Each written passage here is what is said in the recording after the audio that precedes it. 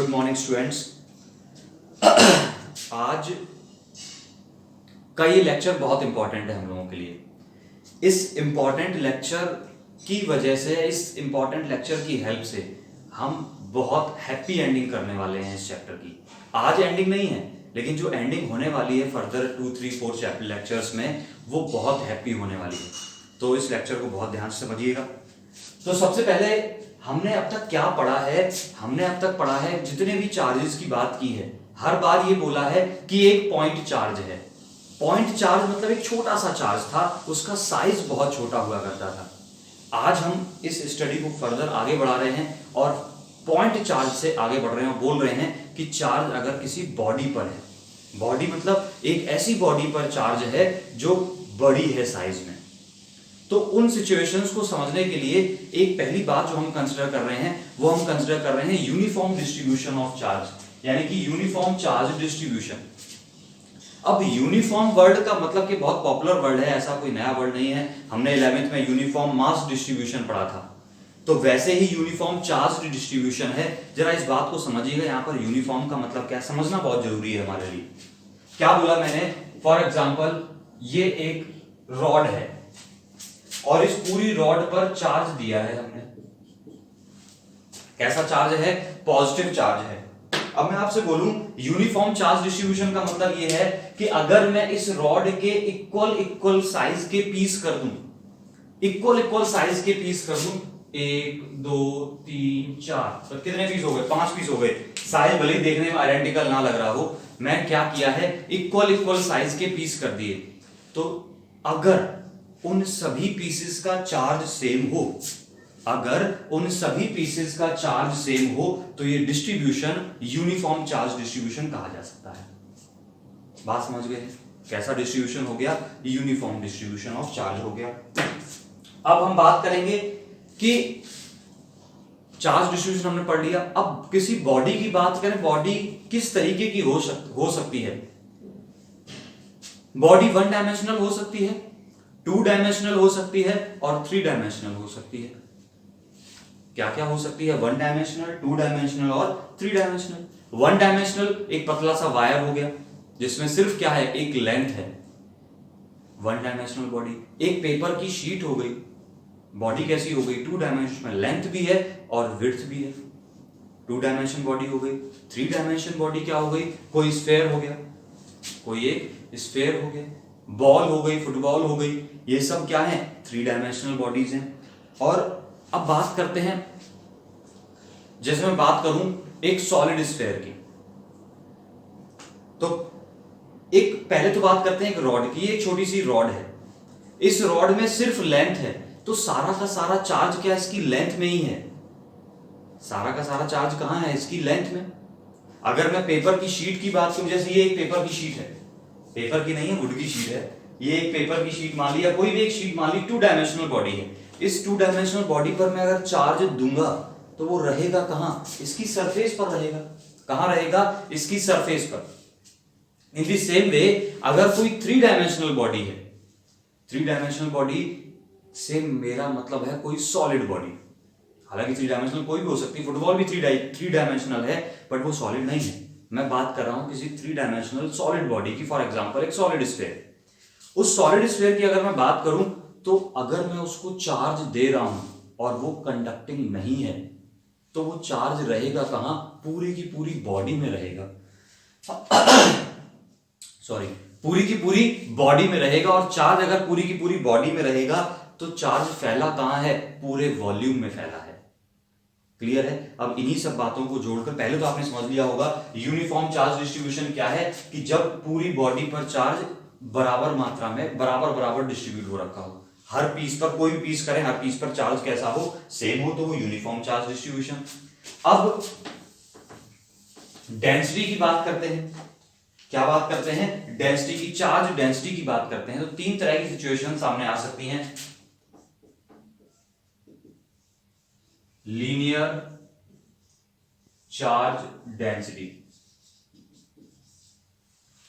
Linear charge density याद करना, आपने लीनियर मास डेंसिटी पढ़ी थी 11th में। इसको डिनोट करते हैं किससे? लैम्डा से।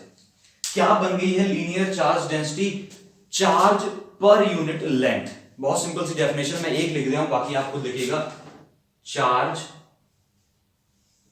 पर यूनिट लेंथ।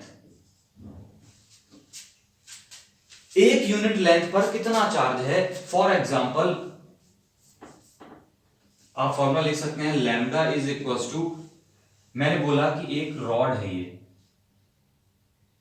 जिसकी लेंथ कितनी है, L है, और इस पूरी रॉड पर जो चार्ज है वो कितना है, Q है। तो लैम्डा क्या है, एक यूनिट लेंथ का चार्ज, वो क्या बन गया, lambda is equal to Q upon L. Lambda equal to Q upon L. ये कैसे आया, बड़ा सिंपल सा फॉर्मूला, चार्ज पर unit length, Q upon L. ये बन गई है लीनियर चार्ज डेंसिटी। ये बहुत काम की चीज है, बहुत ध्यान से सुनिएगा। यूनिट बताइएगा इसकी क्या बनी, चार्ज की यूनिट क्या है, कूलाम, लेंथ की यूनिट क्या है, मीटर, तो क्या यूनिट बनी, कूलाम पर मीटर। किन बॉडीज में ये डेंसिटी यूज होगी, वन डायमेंशनल बॉडीज में, जिनमें चार्ज कहां पर रहेगा, सिर्फ एक डायमेंशन में, या तो लेंथ में। सिर्फ किस डायमेंशन में रहेगा, एक ही डायमेंशन है तो उसको जनरली लेंथ बोल देते हैं, सिर्फ एक ही डायमेंशन में चार्ज रहेगा, तो उनमें कौन सी चार्ज डेंसिटी होगी, लीनियर चार्ज डेंसिटी। इसके बाद बात करते हैं सरफेस चार्ज डेंसिटी।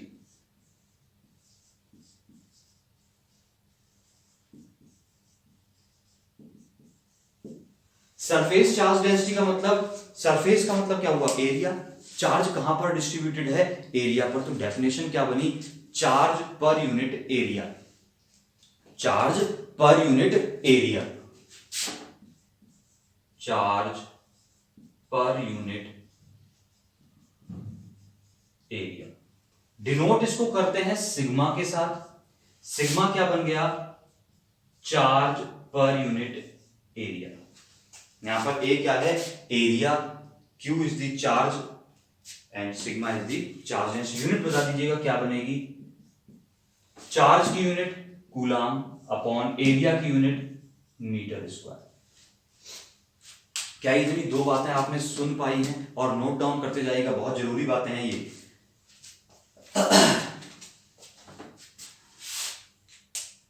ऐसे देख सकते हैं, छोड़िए इसको, दो लिख ली। अब थर्ड में बताने जा रहा हूं,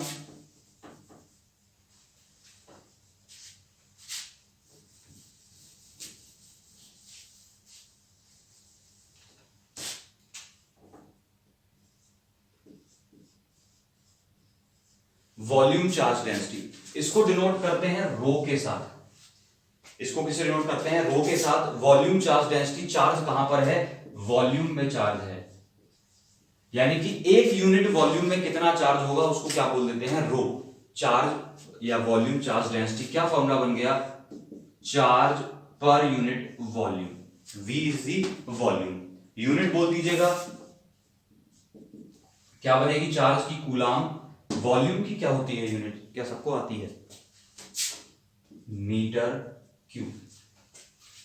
तो पहले तो ये तीन बातें अपने पास कॉपी करिएगा। अब इसका फायदा बताने जा रहा हूं मैं आपको, बहुत जरूरी है वो बात सुनना। ये सबको पता था और मैं एक बार फिर से बता दिया है, एक बार नोट कर लिया है। अब आगे बढ़ते हैं, इसके फायदे पर आते हैं।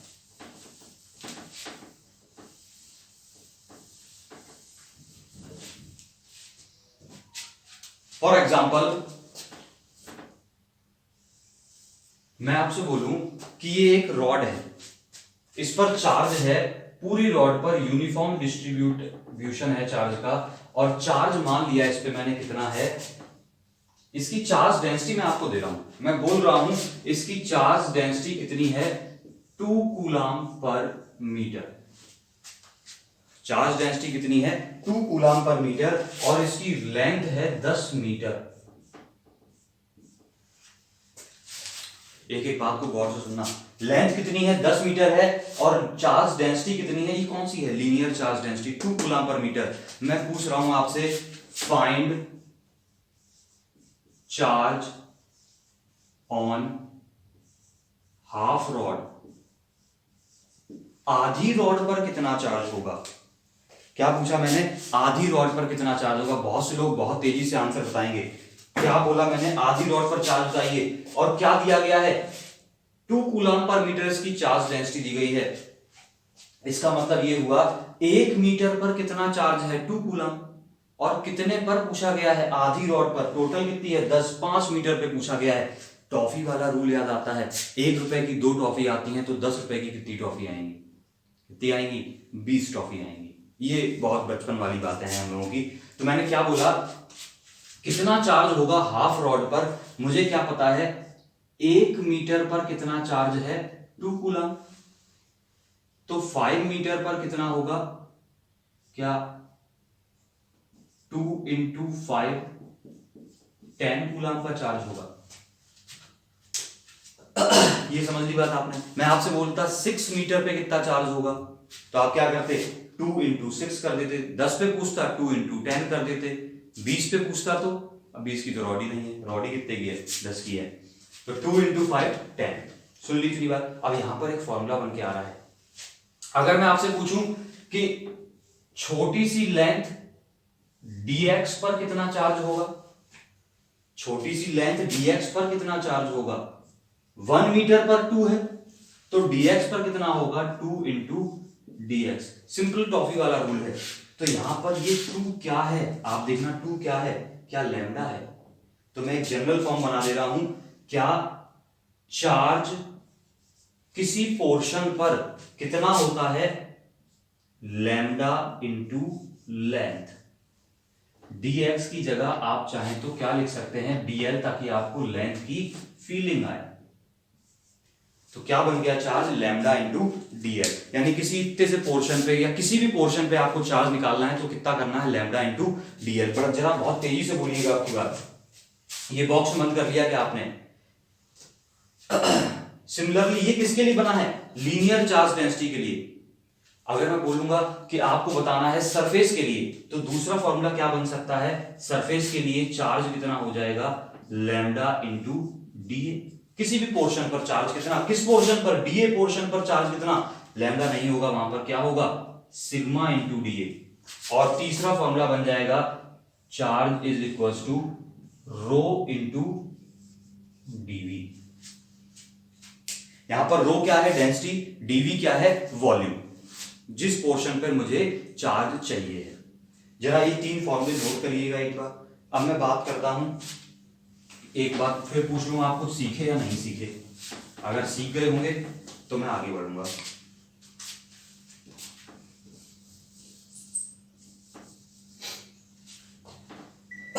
मैंने आपसे बोला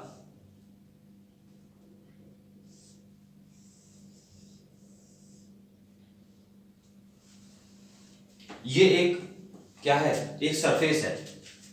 मान लिया ये 10/10 की सरफेस है। 10/10 कैलकुलेशन छोड़िए, ये L है और ये भी L है, ठीक है। इस पर या इसकी चार्ज डेंसिटी मैं आपको बोलूं, छोड़िए, चार्ज डेंसिटी इसकी कितना है, कितनी है, सिग्मा है। ये एक शीट दी गई है, इसकी चार्ज डेंसिटी सिग्मा है। मैं आपसे बोल रहा हूं इसमें एक छोटा सा पोर्शन है, ठीक है। कौन सा पोर्शन है, ये रहा एक छोटा सा पोर्शन। इस छोटे से पोर्शन की लेंथ L है और विड्थ B है। तो आपको बताना यह है कि इस पोर्शन पर कितना चार्ज होगा। क्या बताना है, इस पोर्शन पर कितना चार्ज होगा। जो शेडेड पोर्शन दिख रहा है आपको, उस पर आपको चार्ज बताना है। और क्या पता है आपको, इसकी चार्ज डेंसिटी कितनी है, सिग्मा है। एक बार अटेम्प्ट करिएगा पॉज करके, फिर मेरी तरफ देखिएगा, मुखातिब होइएगा इधर। तो हमने क्या पढ़ा है, चार्ज किस पे है, सरफेस पे है। सरफेस पे है तो इनमें से 3 में से कौन सा फॉर्मूला लगने वाला है आपके सामने, क्या ये लगने वाला है। जिस पोर्शन पर चार्ज पूछा गया है वो चार्ज कितना हो गया, dq इज इक्वल टू, क्या फॉर्मूला लिखा है, sigma into DA, sigma into DA. यहां पर डीए क्या है, डीए है जिस पोर्शन पर चार्ज पूछा गया है उसका एरिया। तो इस पोर्शन का एरिया क्या आप बता पाएंगे मुझे, कितना है, कितना है, sigma into L into B. क्या बड़ा आसान सा काम है ये। मेरी बात गेट कर रहे हैं आप, समझ रहे हैं मेरी बात जो मैं बताना चाह रहा हूं। बहुत जरूरी बातें हैं ये, अगर ये नहीं सीखे तो आगे का चैप्टर बेकार है आपके लिए। समझ गए बात। क्या करना है, सिग्मा इंटू डी। अगर चार्ज वॉल्यूम में होता तो क्या फॉर्मूला लगाते, रो इंटू डीवी थर्ड वाला। अगर चार्ज लेंथ पे होता तो कौन सा वाला, लैम्डा इंटू वी। ये किस बात के फॉर्मूले हैं, किसी पोर्शन पर चार्ज निकालना। आई थिंक आप समझ गए। मैं इसको हटा रहा हूं यहां से, बिल्कुल आप कॉपी पेस्ट कर लीजिएगा एकदम ऐसा का ऐसा एग्जांपल की फॉर्म में। क्या क्वेश्चन था यहां पर, find charge on the shaded portion. Find charge on the shaded portion. Question notebook में नोट करिएगा ये। अब मैं हटा रहा हूं यहां पर।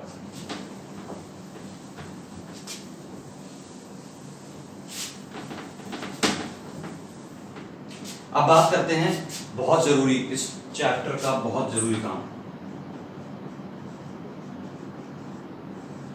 एप्लीकेशंस। तब तक गुनगुनाइएगा एक बार, what is Gauss theorem.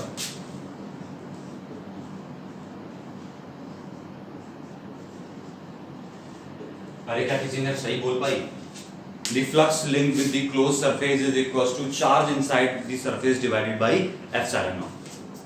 Permittivity of free space. Applications of Gauss theorem. Gauss theorem की क्या applications हैं, वो application बताने से पहले मैं आपको बता दूं, एक application हम कल तक सीख चुके थे। Gauss theorem का स्टेटमेंट लिखिएगा जरा एक बार, मैं बहुत तेजी से बढ़ रहा हूँ। phi equals to charge inside divided by epsilon naught. किसके लिए था ये, क्लोज सरफेस के लिए था। तो एक तो हमने कल एग्जांपल्स में सीख लिया था कि इस थ्योरम की हेल्प से हम फ्लक्स कैलकुलेट कर सकते हैं। किससे जुड़ा हुआ फ्लक्स, किसी क्लोज्ड सरफेस से जुड़ा हुआ फ्लक्स, या सिमेट्रिकल सरफेस से, जो लास्ट में एग्जांपल किए थे, किससे जुड़ा हुआ फ्लक्स, सिमेट्रिकल सरफेसेस से जुड़ा हुआ फ्लक्स कैलकुलेट कर सकते थे। तो पहली एप्लीकेशन तो हमारे पास गॉस थ्योरम की क्या हो गई है, टू फाइंड दी फ्लक्स। अब मैं यहां पर सिर्फ पर्टिकुलरली क्लोज सरफेस नहीं लिख रहा हूं, क्योंकि हमने कुछ ओपन सरफेसेस के लिए भी निकाला था फ्लक्स। तो फ्लक्स कैलकुलेट करने में कामयाब है ये। एक एप्लीकेशन होगी, बहुत प्यारी एप्लीकेशन है इसकी। दूसरी एप्लीकेशन जो इसकी है वो बहुत ही जबरदस्त है, जिसके लिए बेसिकली इसको बनाया गया है। और वो एप्लीकेशन क्या है, सस्पेंस हटा देते हैं। To find the field, to find the field. ये कुछ छोड़ा है मैंने पोर्शन, अभी बताता हूं, इसको फिल करता हूं थोड़ी देर कि यहाँ पर क्या भरेंगे आप खुद बोलेंगे। अब इससे फील्ड कैसे फाइंड कर सकते हैं, उस बात पर आते हैं। जरा बात बहुत गौर से सुनना, बहुत अच्छी तरह समझ में आनी चाहिए। ये गॉस थ्योरम का स्टेटमेंट है, इसको ऊपर से नीचे उतारा मैंने। क्या क्लोज्ड सरफेस से लिंक फ्लक्स है ये, फाई क्या है, क्लोज सरफेस से लिंक फ्लक्स। अब क्लोज सरफेस से लिंक फ्लक्स कल मैंने सीखा था, कल या पिछले लेक्चर में, आप दिन पे मत जाइएगा, पिछले लेक्चर्स की बात कर रहा हूं मैं। हमने क्या सीखा था, फ्लक्स किसी क्लोज सरफेस से निकालते थे कैसे, E dot ds is equals to, अब क्या बन गया, charge inside upon epsilon naught. ये E डॉट ds मैंने किसको लिख दिया है, इस फ्लक्स को लिख दिया है क्लोज सरफेस के लिए। सुनना ध्यान से, अगर ये E dot ds of surface integral क्या है कि किसी सरफेस पर E और ds का प्रोडक्ट करिए, डॉट प्रोडक्ट करिए और उसको ऐड कर दीजिए। इंटीग्रेशन का मतलब ऐड कर दीजिए। यही किया था गॉस थ्योरम के जो प्रूफ किया था वहां पर भी यही किया था, वही समझाया था। E डॉट ds इंटीग्रेशन का मतलब क्या है, किसी सरफेस के सभी पॉइंट्स पर E डॉट ds कैलकुलेट करना और उसको क्या कर देना, इंटीग्रेट कर देना, मतलब जोड़ देना, ऐड कर देना। अब सुनना, अगर उस सरफेस पर सभी जगहों पर फील्ड कांस्टेंट है, अगर उस सरफेस के सभी पॉइंट्स पर फील्ड कांस्टेंट है, तो ये E जो है वो इंटीग्रेशन के बाहर आ सकता है। और E अगर इंटीग्रेशन के बाहर आ गया तो क्या बच गया, ds is equals to charge inside upon epsilon. इस ds को अपन ने चिल्ला चिल्ला के बोला था, क्या है ये ds, ये ds था हमारे पास सरफेस एरिया। अगर सरफेस कोई जानी पहचानी सी है, फॉर एग्जांपल कोई स्फेयर है, कोई क्यूब है, क्यूबॉइड है, सिलेंडर है, तो उसका सरफेस एरिया हम जानते हैं। 9th 10th से पहले भी 8th 9th 10th में पढ़ते हुए आए हैं सरफेस एरियाज। तो वो हमें पता है, यानी कि ds मुझे पता है, चार्ज इनसाइड दी सरफेस मैं निकाल सकता हूं, ये पता है, चार्ज इनसाइड पता है, और ये तो यूनिवर्सली कांस्टेंट है हमारे पास। अरे तीन चीजें पता है किसी इक्वेशन में, क्या चौथी निकल आई? क्या हमारे पास E निकल आया? ये एक मेथड है क्या निकालने का, फील्ड निकालने का। बट पूरे डिस्कशन में आपने एक बात पे गौर किया होगा, वो बात क्या थी? मैंने क्या बोली कि ये E बाहर कब आया? जब सरफेस के सभी पॉइंट्स पर फील्ड कैसा था? कांस्टेंट था। और जब सरफेस के सभी पॉइंट्स पर फील्ड कांस्टेंट था, तो उस सिचुएशन को हम बोलते हैं, या उस सरफेस को बोलते हैं सिमेट्रिकल सरफेस। क्या बोलते हैं? Symmetrical surface. तो वो सिमेट्री वाली सिचुएशन हो गई। सिमेट्री मतलब एक जैसा। तो क्या यहां पर फील्ड इस लाइन में फिल कर देंगे, to find the field for symmetrical situations या सिमेट्रिकल कंडीशंस या ज्योमेट्रीज। तो हमने क्या फिल कर दिया? Using symmetry. बात समझ गए? आई थिंक सिमेट्री का मतलब समझ गए होंगे, इस लाइन को समझ गए, क्या एप्लीकेशंस हैं गॉस थ्योरम के, कैसे करना है अचीव इसको। हटा रहा हूं मैं, गॉस थ्योरम के एप्लीकेशन दोनों आपने लिख लिए। अब बात करते हैं फील्ड फाइंड करने का जो सेकंड एप्लीकेशन है, इसमें क्या क्या हम करने वाले हैं। तो हम सबसे पहला केस इसका करने जा रहे हैं, बहुत ध्यान से सुनना, वही सब कुछ है। तो क्या है main heading? Applications of Gauss theorem to find the field. और पहला एप्लीकेशन है इसके अंदर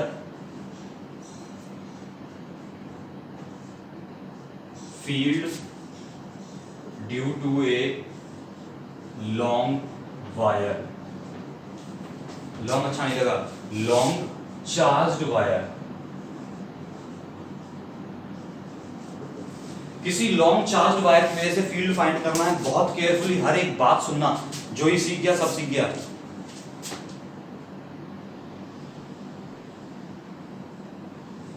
पहली बात तो इस लॉन्ग का मतलब इनफाइनाइट माना जाता है। लॉन्ग जहां पर लिखा हो उसका मतलब आप समझिएगा इनफाइनाइट। इनफाइनाइट का मतलब असली में इनफाइनाइट मत समझिएगा, बताता हूं अभी इनफाइनाइट का मतलब क्या है। पहले मैंने बोला ये एक वायर है, लॉन्ग वायर है, सुंदर सा चार्ज है। मैंने मान लिया इस पर चार्ज कैसा है? पॉजिटिव है। सुन लीजिए इतनी बात। और इस चार्ज की डेंसिटी कितनी है? लैम्डा है। लैम्डा सुनते ही आपको याद आया होगा linear charge density, lambda equals to Q upon L। ये रही इसकी चार्ज डेंसिटी। और क्या कह रहे हैं कि इस लॉन्ग वायर की वजह से इस पॉइंट पर फील्ड बताइए। ये क्वेश्चन कह रहा है। क्या कह रहा है? इस लॉन्ग वायर की वजह से इस पॉइंट पर फील्ड बताइए, जो इस वायर से कितनी परपेंडिकुलर डिस्टेंस पर है? R परपेंडिकुलर डिस्टेंस पे है। तो अब मेरी बात सुनना, पहले तो इस लॉन्ग और इनफाइनाइट का चक्कर हम समझ लेते हैं।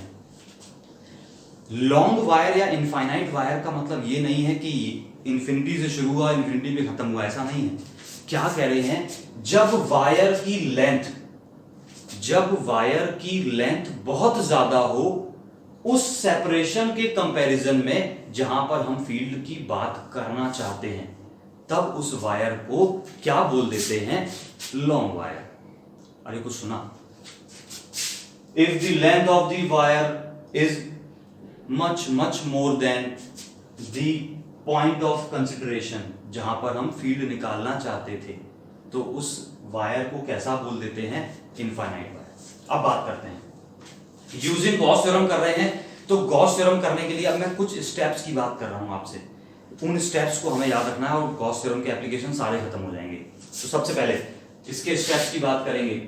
स्टेप 1 नोटबुक में ऐसे ही लिखिएगा, लेकिन पेपर में आए तब स्टेप्स करके मत लिखिएगा, तब अपने तरीके से करना।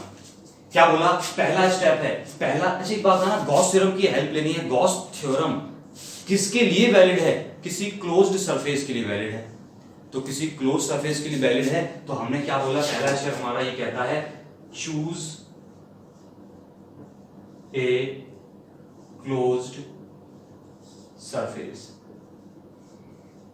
एक क्लोज्ड सरफेस चूज करिए, और चूज करिए क्लोज्ड सरफेस। और जनरली इस क्लोज्ड सरफेस को गॉसियन सरफेस कह देते हैं।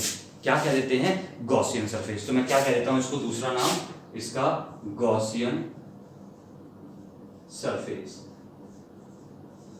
आई थिंक इतनी बात समझ पाए होंगे। गॉसियन सरफेस लिखा हुआ है, ये छोटा लिख गया है मुझसे, इरेज नहीं करूंगा। अब बात करते हैं ये सरफेस का क्राइटेरिया कैसा होना चाहिए, कैसी होनी चाहिए ये सरफेस। तो इसका क्राइटेरिया क्या होना चाहिए, क्या लिखा है ये, आई थिंक मैंने सही लिखा है। क्राइटेरिया किस बात का, सरफेस का क्राइटेरिया कई बातें होनी चाहिए। पहली बात तो सरफेस कैसी होनी चाहिए, क्लोज। लिख देता हूं फिर भी, इट मस्ट बी क्लोज्ड। और सेकंड बहुत इंपॉर्टेंट है, it must be symmetrical. Symmetrical में डबल एम बना है, it must be symmetrical. Symmetrical का मतलब समझिएगा, सिमेट्रिकल का मतलब है सरफेस पर बहुत सारे पॉइंट्स ऐसे होने चाहिए जिन पर फील्ड की वैल्यू सेम हो। क्या बोला, सरफेस पर बहुत सारे पॉइंट ऐसे होने चाहिए जिन पर फील्ड की वैल्यू कैसी हो, सेम हो। क्यों सेम हो ये अभी बता चुका हूं, क्यों सेम हो, सेम होगी तो क्या होगा, ई बाहर आ जाएगा, तभी तो हम इंटीग्रेशन को सॉल्व कर पाएंगे, तभी तो ई की वैल्यू निकाल पाएंगे। तो ये कोई बड़ी बात नहीं बोली मैंने। फील्ड कैसा होना चाहिए, कांस्टेंट आप खुद अंदाजा लगा सकते थे। सिमेट्रिकल का मतलब, इस सिमेट्रिकल का मतलब at most of the points of the surface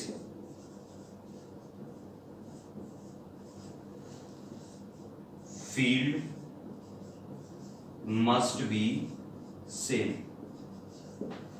हमने नहीं लिखा है कि all the points, बिकॉज जरूरी नहीं है ऐसी सरफेस हर जगह हम ढूंढ पाए इसमें सभी पॉइंट्स पर फील्ड सेम हो, but most of the points कैसे होने चाहिए जहां पर फील्ड कैसा हो, कांस्टेंट हो या सेम हो।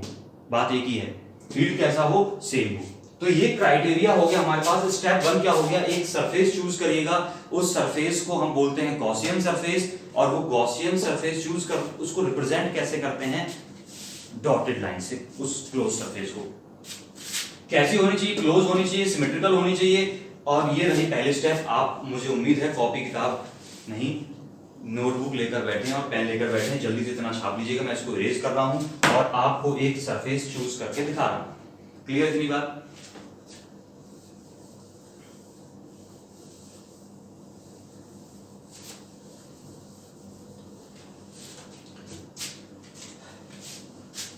एक और पॉइंट इसमें ऐड कर सकता हूं। स्टेप 1 में सरफेस का जो क्राइटेरिया था, थर्ड क्राइटेरिया लिख रहा हूं, कैसी होनी चाहिए, क्लोज, सिमेट्रिकल, और third point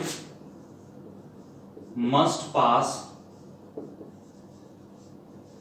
through the point where field was asked। जहां पर फील्ड पूछा गया है वहां से पास होनी चाहिए। आई थिंक इतनी 3 बातें सुन ली आपने, ये बात भी नोट करिएगा। मस्ट पास, ये थर्ड क्राइटेरिया था सरफेस का। कहां होनी चाहिए, उस पॉइंट से पास होनी चाहिए जहां से फील्ड पूछा गया है। लेक्चर लंबा ना हो इसलिए जल्दी से हटा रहा हूं उसको, और लेक्चर 1 बहुत बड़ा जाएगा लेकिन पूरा पढ़ना है आपको। तो ये रही वो सरफेस मैं बना रहा हूं।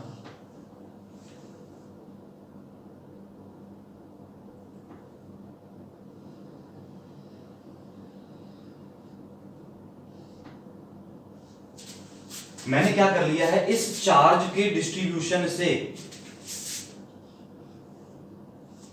r डिस्टेंस पर एक सरफेस बनाई और उधर ही एक सरफेस बनाई, और ये क्लोज सरफेस कैसी है, एक सिलिंड्रिकल सरफेस है।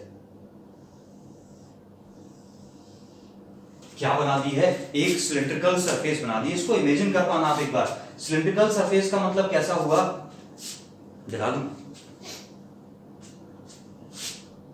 ये रही एक सिलिंड्रिकल सरफेस, और उस सिलिंड्रिकल सरफेस में वायर कहां पर है अपना, उस सिलिंड्रिकल बॉडी की एक्सिस पर वायर रखा है। कहां रखा है वायर, ये रखा है इसकी एक्सिस पर वायर अपना, ये रहा वायर। दिखा आपको इतना, आई थिंक दिख रहा होगा। वायर कहां है, इस सिलिंड्रिकल बॉडी के सेंटर पर, दिख गया। चलिए इतनी बात अगर आपने देख ली है तो हमारा एक स्टेप कंप्लीट हो गया है। सिमेट्रिकल कैसे है जरा देखना, इस एक्सिस पर वायर है तो क्या ये जो कर्व्ड पोर्शन आप देख रहे हैं, पूरा ध्यान से देखना, ये जो ग्लास का कर्व्ड पोर्शन है ये पूरा पोर्शन वायर से सेम डिस्टेंस पर है। कहीं भी चले जाएं हम, कितनी डिस्टेंस पर है, क्या आर डिस्टेंस पर है, क्योंकि एक्सिस से सरफेस की सभी पॉइंट सेम डिस्टेंस पर होते हैं। तो इसका मतलब जितना भी ये कर्व्ड पोर्शन है वो वायर से सेम डिस्टेंस पर है, और सेम डिस्टेंस पर है इसका मतलब है कि वहां पर फील्ड कैसा है, सेम है, डिस्टेंस सेम है तो फील्ड सेम है। क्या सुन पाई इतनी बात? और अगर आपने सुन ली है इतनी बात तो मैं बोल सकता हूं सरफेस सिमेट्रिकल है। कैसे? ये पूरा का पूरा कर्व्ड पोर्शन जो बन रहा है मेरे पास, ये वाला कर्व्ड पोर्शन ये पूरा का पूरा कैसा है, सेम फील्ड वाला है। चलिए ये ऊपर से दो कैप लगे हुए ढक दिया है, क्लोज बॉडी बना दी है मैंने। अब सेकेंड स्टेप की बात करते हैं। सेकेंड स्टेप क्या कहता है, calculate the flux through the surface. कौन सी सरफेस? Gaussian surface. उस गॉसियन सरफेस से लिंक फ्लक्स कैलकुलेट कर लीजिए। अब आपको एक बात और मैंने बोली थी अभी, मैं बार बार भूल ना जाऊं, गॉसियन सरफेस को डॉटेड लाइन से शो करते हैं, डॉटेड लाइन से शो करते हैं, ये कर दिया मैंने डॉटेड लाइन से शो।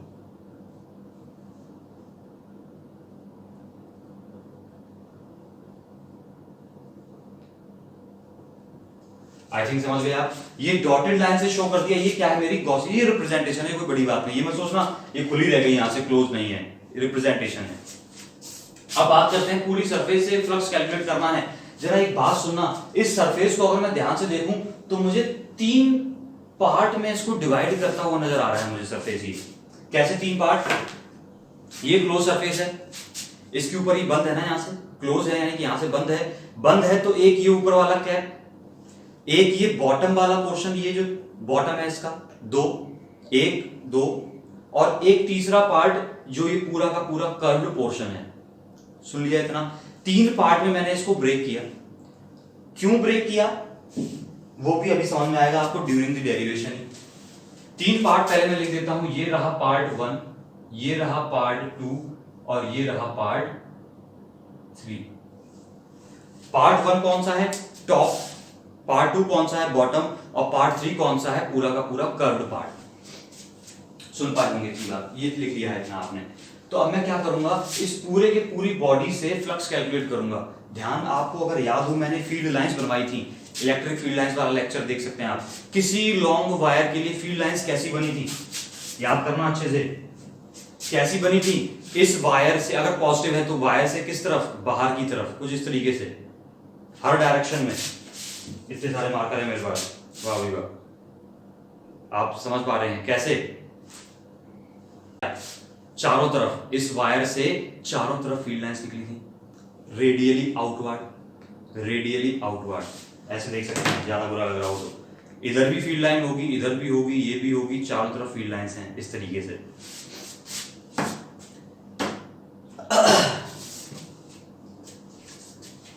तो अगर मैं बात करूं तो फील्ड लाइंस किस तरफ हैं, इससे रेडियली आउटवर्ड। क्या चारों तरफ हैं, दिख रही है? हमें फ्लक्स कैलकुलेट करना है। जरा फर्स्ट पार्ट की बात करें, मान लिया फर्स्ट पार्ट से जुड़ा हुआ फ्लक्स कितना है, φ1 है। जरा फर्स्ट पार्ट का फ्लक्स का फॉर्मूला याद है, E डॉट ए या E डॉट ds। जरा बोलिएगा फर्स्ट पार्ट मेरा, इसका एरिया वेक्टर किधर है, क्या ऊपर की तरफ होगा? ये रखी है सरफेस, एरिया वेक्टर किस तरफ, ऊपर की तरफ, परपेंडिकुलर आउटवर्ड। बॉटम वाले का एरिया वेक्टर किस तरफ होगा, परपेंडिकुलर डाउनवर्ड। क्लियर इतनी बात? अब इस सरफेस पर, कर्व्ड सरफेस पर किसी भी जगह पर एरिया वेक्टर निकालेंगे तो क्या वो परपेंडिकुलर आउटवर्ड ऐसा आएगा? यहां पर निकालेंगे तो इधर आएगा, इस तरफ निकालेंगे तो इधर आएगा।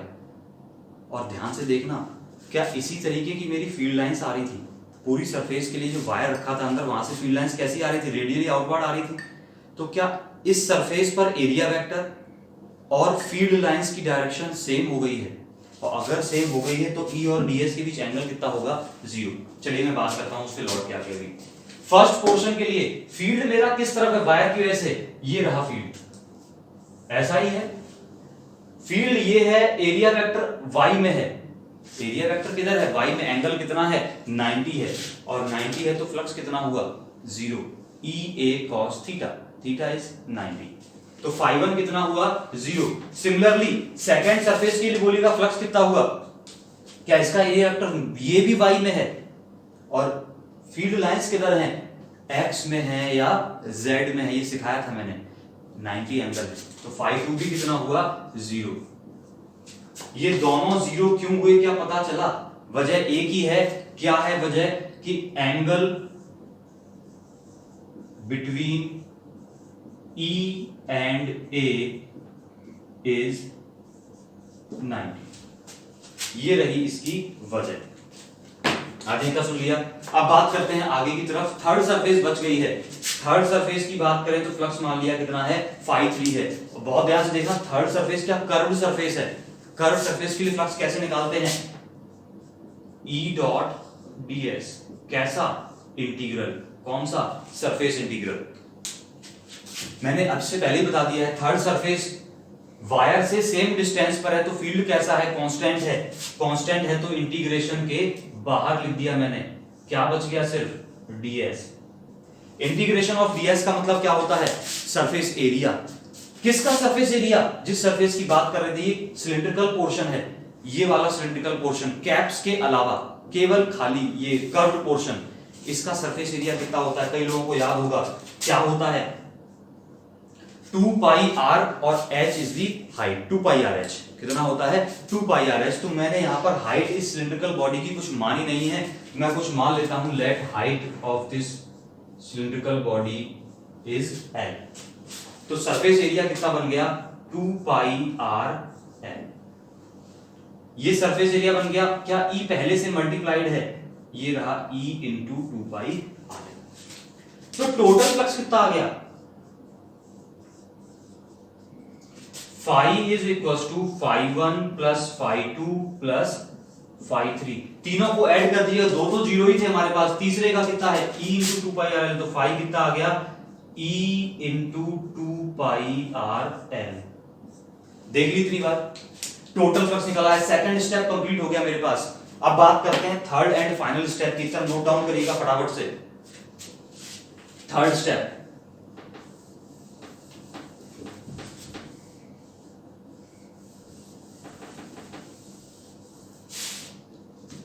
क्या कहता है थर्ड स्टेप, अप्लाई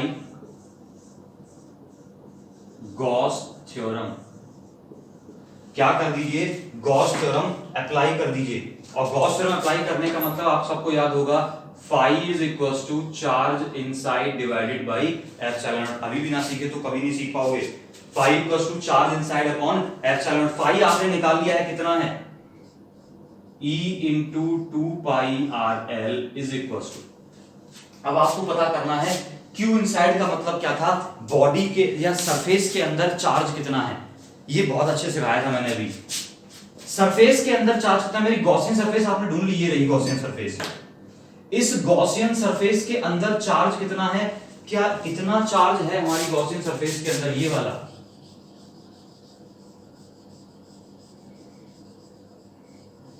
यही वाला चार्ज तो है अंदर, बाकी वाला चार्ज तो क्या है, रॉड जो है या वायर जो बाहर है, सिर्फ इतने पोर्शन का चार्ज निकालना है, इतने पोर्शन की लेंथ कितनी है, कितनी है इतने पोर्शन की लेंथ, हमने कितनी मानी है L मानी है, चार्ज डेंसिटी कितनी है लैम्डा है, तो हमने सीखा था अभी अभी फॉर्मूला कि चार्ज की वैल्यू क्या होती है लैम्डा इंटू dl, dl मतलब उस पोर्शन की लेंथ कितनी है L, तो क्या बन गया Q इनसाइड का मतलब lambda into L divided by epsilon, समझ गए इतनी बात, क्या कैंसिल हो जाएगा यहां पर, L से L कैंसिल, तो E क्या बचा लैम्डा अपॉन 2 पाई R इधर आ गया, तो क्या बचा 2 पाई एप्सिलॉन नॉट R, ये बन गया field due to a long wire, क्या बड़ा आसान सा डेरिवेशन है, 3 स्टेप्स में खत्म होता है। पहला स्टेप गॉसियन सरफेस चूज करिए, कैसी करिए बता दिया,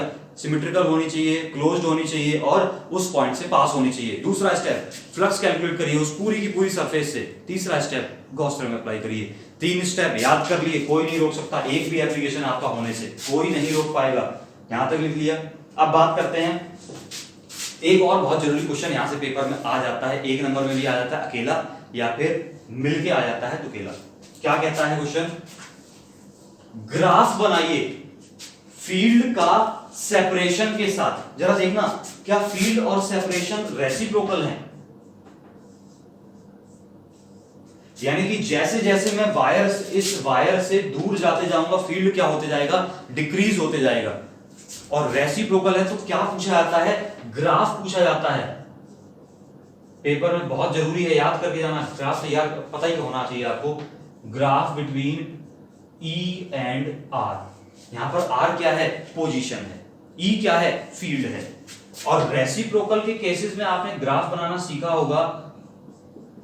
जब भी कोई दो क्वांटिटीज एक दूसरे के रेसिप्रोकल होती हैं तो वो ग्राफ किस तरीके से बनता है?